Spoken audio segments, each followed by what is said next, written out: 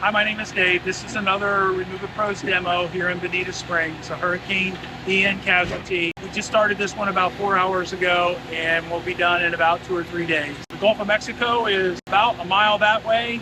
The beach is a mile that way. There's a bay right down here about a half a mile. This is a very nice area. These houses on this street are very expensive and this house is being cleared off.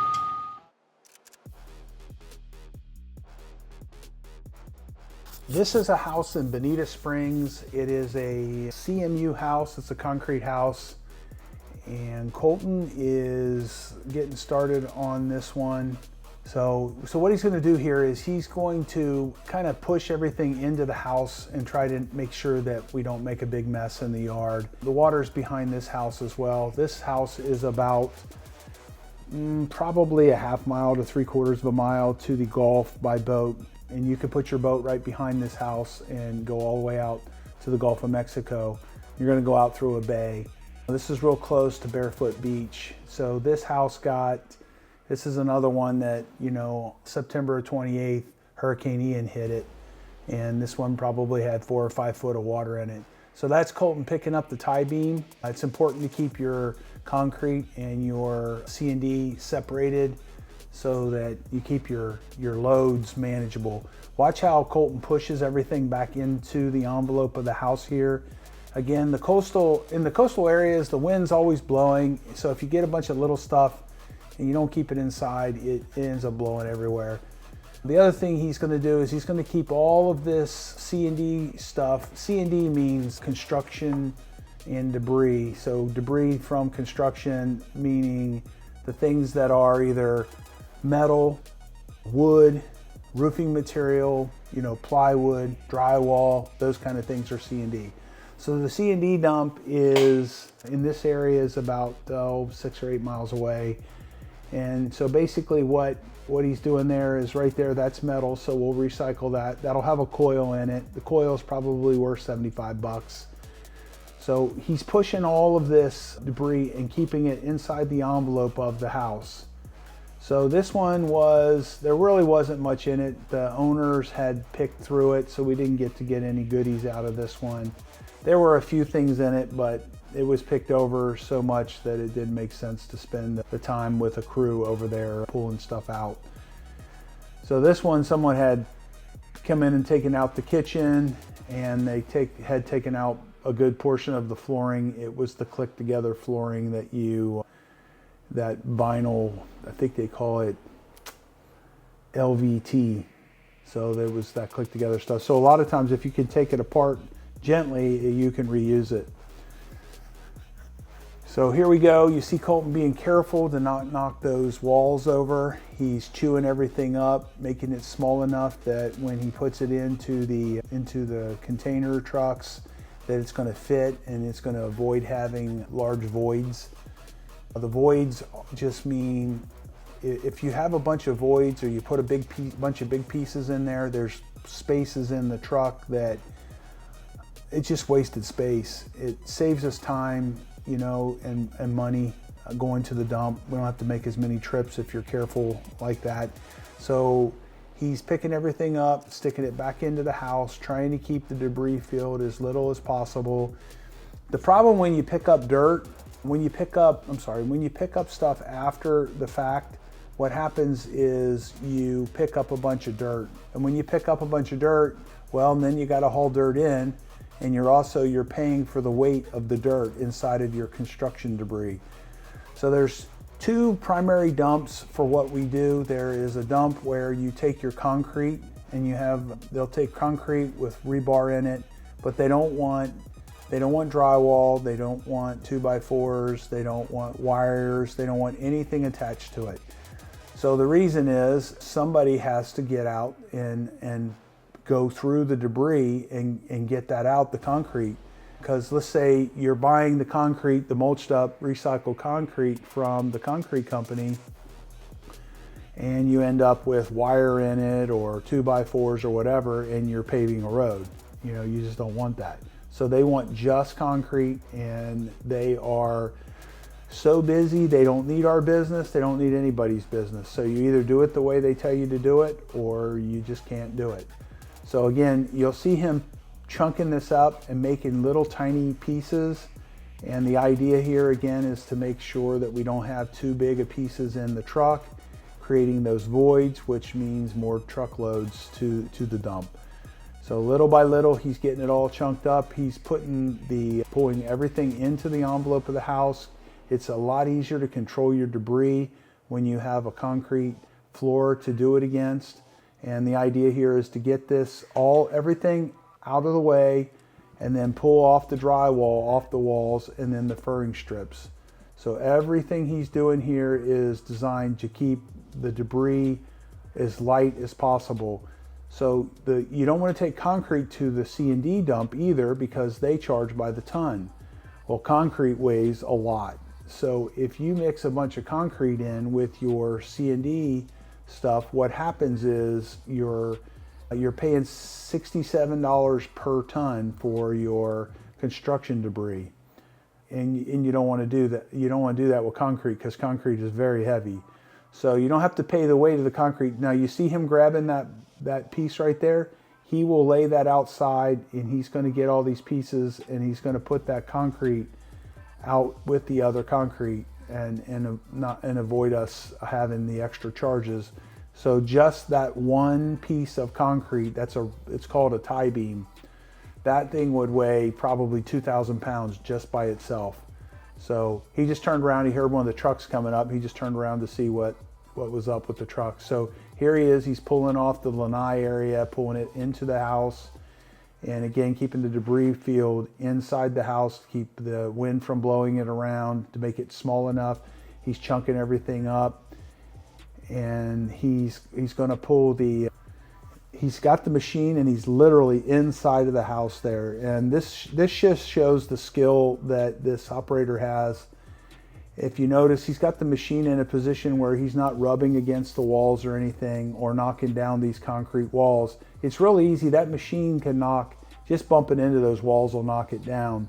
So these are lanai windows. They're not hurricane rated, or we would have picked them out. And he's pulling all that into the envelope of the house. And again, we're getting all the construction debris separated from the concrete. Just, it doesn't make any sense. We bid these jobs we're very competitive with our pricing, and a big part of that is the fact that the guys that we have working for us, they care, and they make sure that they're separating everything properly. So this is an in the cab view. This is what Colton is. You're seeing Colton actually operate the machine from here. And you're seeing him using the boom and the bucket and using it kind of like a broom. He's pulling the debris all into a bigger pile, and then he'll use the machine to drag it. He'll drag it out, get it closer so he can reach the trucks. And then he'll do this a couple times. He'll get the big bulk of it all as much as he possibly can and drag it all at the same time. And then he'll come back in, and he'll more or less use the boom as a broom. So this is a 30-minute video of this from A to Z, with some drone shots tearing this house down all the way through, making the lot smooth and getting it ready for the customer. So look at how he was able to pull all that debris. That machine is so strong. He pulled all that debris. That's the majority or a good portion of that house. And he drug it all the way out into the garage area here, and he's pulling it apart and chunking it up so that he can get it into the truck and have the least amount of trucks going to the dump. So this is our 75-yard, I keep saying 65-yard, it's a 75-yard end dump. They're very expensive trailers. They're about $100,000 new. And you can get a house like this, you can get it into 2 or 3 loads as far as getting the construction debris out. This particular truck, it lifts all the way up and dumps out the end. It's called an end dump. They're globe trailers. All the guys down here, all the construction demo guys, residential stuff, well, actually even the commercial stuff, they use these. You can get a lot of debris into these trucks. The debris is really not that heavy, and it doesn't push the limits on the road. There's only a certain amount of weight you're allowed to have in a truck to take it to the dump, or you're exceeding the maximums.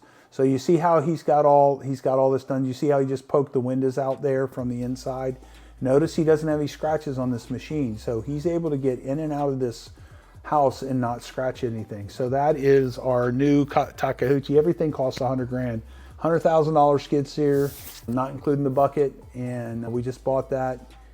And this thing it's amazing, very powerful. It's a very large skid steer. So what he's doing is he's doing as much as he can with the machine and not knock the walls over. And then we're gonna have our favorite employee, Mr. Sepio, come in, and he'll strip off all the furring strips and that. So as you see here, the house is prepared where he can come in, and all he's gonna do now is he's going to pull down all them walls, and now he's back to just concrete.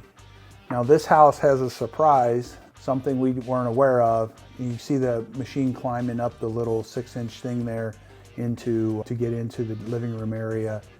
So here he's going to knock down all these walls. Look at this machine, look at how powerful it is. It's just nothing for it to pull these walls down. It's not even working. So that's a tie beam he's pulling out. They do that in Florida. They put a tie beam all the way around the house, and it kind of makes it more structurally sound. In the past, before they started doing tie beams, and they've been doing them for a long time, what would happen is the houses were mostly frame, and these hurricanes would wiggle the house back and forth, back and forth, back and forth, and pull all the nails out. Then the house would blow over. So they put these tie beams in, and it basically makes a big concrete box, like a big concrete, more or less an extension of the foundation, the structural foundation of the house, and then you put the CMU blocks in between it. And it makes these houses to where they're very, very strong. It's just like a big concrete box with CMU. CMU is concrete masonry unit. That's what these little cinder blocks are called. So here he is picking up a tie beam again. And then that tie beam he's gonna put over here. He'll break it up a little bit more when he puts it in the truck.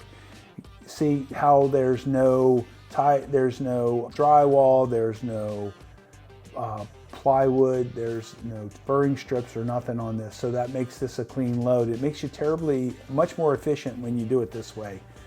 So he's going to go through and he's going to pull out these walls, and he will, that's another tie beam. He's going to get the walls down, and then he'll load all this stuff out, and then he'll start on the foundation. And again, there's a surprise on this one. When we get to the tail end of it, we find that they actually built this house on top of where another house was, and they didn't remove all the structural members. So this house has, when we're done with this house, we're digging around looking for all the footers, and we run into a whole bunch of pilings. So I think there's like 20 pilings under this house. So this is a pretty common thing in Florida. They build things right on top of, I don't think they do it anymore, but they used to build things right on top of other things. So this was a house built on pilings before this house, and then they took out it was probably a frame house, and they left the pilings in. That's a problem for us because we can't take those pilings because they're so long. The C&D companies don't want it. They can't break them up with their machines efficiently, so they don't want them. So we end up having to take them to a dump, a landfill dump, which most of the places that we take our debris, they're called transfer stations. So we take it to them, and then they haul it out to wherever they're going to dump it.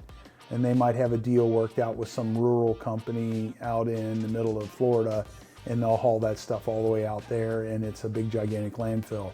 But what they do is they set it up and they do the transfer station, and then companies like mine and other companies that are local, we all take our stuff to that dump, and then they take it out and they either process it or burn it, or they do whatever they do, and they do it typically somewhere out in the middle of Florida, or it ends up in a landfill out there. So again, what we try to do when we find a house that we're tearing down, we go and we do a little site visit, and we're trying to figure out what is in this house that could be repurposed.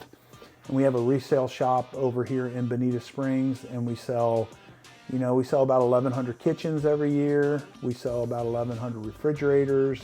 We sell a whole bunch of stoves and a whole bunch of other different things. We're in a marketplace where a lot of times people are taking perfectly good stuff out because there's nothing wrong with it. They just want another color, another style, and the house is, the location is very, very expensive. Like this lot right here is probably $1 million lot.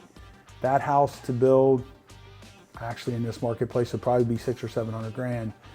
But the house is, this particular house didn't add any value to this lot. The lot's worth the same amount of money either way. So here Colton is, he's using that machine and he's cleaning all this stuff up. You see he's got a C&D dumpster out there in the front, and then he's got a concrete dumpster being dropped by the side. He's separating everything. Now this is another end dump. This one is a concrete end dump, and it's designed to take the heavy weight.